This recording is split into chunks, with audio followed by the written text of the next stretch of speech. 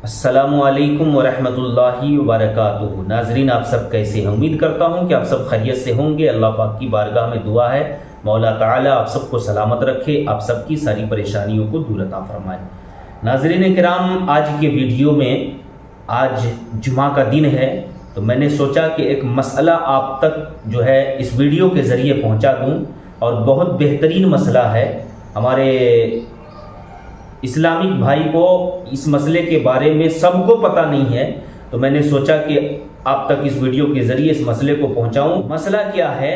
जुमा के दिन जुमा की जो नमाज होती है, जब इमाम साहब खुतबे के लिए मिंबर पर तशरीफ़ ले जाते हैं और जब खुतबा शुरू करते हैं, तो उस वक्त लोग जो बैठते हैं, तो उसका बैठना किस तरीके से बैठा जाएगा, किस अंदाज में बैठना है, किस तरीके से बैठना है, तो इस वीडियो के ज़रिए मैं आपको मसला बता देता हूँ।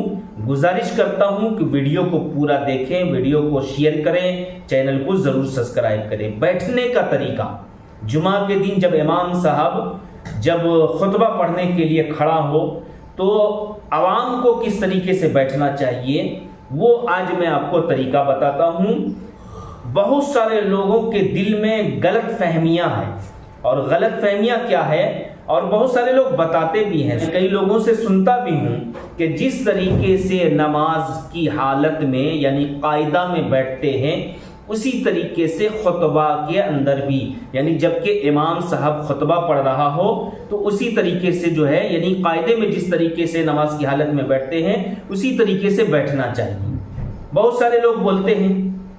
तो ये तरीका जो मैंने बताया कि किस तरीके से बैठना चाहिए, और आवाम में ये गलत बातें मशहूर हो चुकी है कि नमाज में जिस तरीके से बैठते हैं, कायदा में जिस तरीके से बैठते हैं, खुतबा के दौरान भी जब इमाम साहब खुतबा पढ़ रहा हो, उस दौरान भी जो है इसी तरीके से बैठना चाहिए। बहुत सारे लोग किस तरीके से बैठते हैं, जब इमाम साहब खुतबा पढ़ रहे हैं तो उसका हाथ इस तरीके से यूं करके सर को झुकाकर बैठते हुए सुकून के साथ जो है खुतबा सुनते हैं। और जब एक खुतबा होता है, दूसरे खुतबे के लिए बीच में जो इमाम साहब बैठते हैं थोड़ी देर के लिए, फिर खड़े होकर जब दूसरा खुतबा पढ़ते हैं, तो फिर वो अपने हाथों को इस तरीके से घुटने के ऊपर रख लेते हैं। और सोच क्या होती है कि इसी तरीके से बैठना ज़रूरी है, लाजिम है। तो नाज़रीन, किसी भी किताब के अंदर या किसी भी हदीस में या कुरान में बैठने का खुतबे के दौरान कोई जिक्र नहीं आया। अल्लाह के नबी सल्लल्लाहु अलैहि वसल्लम ने किसी भी हदीस में, आप सल्लल्लाहु अलैहि वसल्लम ने नहीं फरमाया है कि नमाज की हालत में जिस तरीके से बैठते हैं तो खुतबे के दौरान भी इसी तरीके से बैठें। किसी भी हदीस में नहीं है। ये समझ लीजिए, बहुत अहम मसला है। लोगों के दिल में ये ख्यालात है कि नहीं इसी तरीके से बैठना चाहिए, लेकिन किसी भी हदीस में या किसी सहाबा किराम से साबित नहीं है कि इस तरीके से नमाज की हालत में जिस तरीके से बैठते हैं उसी तरीके से बैठना चाहिए। ऐसा किसी भी सहाबा किराम के नज़दीक या रसूलुल्लाह सल्लल्लाहु अलैहि वसल्लम ने कभी नहीं बताया। तो अब हमें बैठना किस तरीके से चाहिए, तो वो भी आप समाअत फरमा लें। जिस तरीके से आप चाहें, सुकून के साथ मस्जिद में खुतबा हो रहा है, इमाम साहब खुतबा पढ़ रहे हैं, तो किबला की तरफ आपका चेहरा हो। यह हुक्म है कि आपका चेहरा किबला की तरफ हो। उसके बाद में जो है आप जिस अंदाज में, जैसे ही आपको सहूलत है, उसी तरीके से आप बैठ जाएं, जिसमें आपकी सहूलत है। यानी इस अंदाज में बैठें कि आपके ऊपर नींद का गलबा ना, ये समझ लीजिए।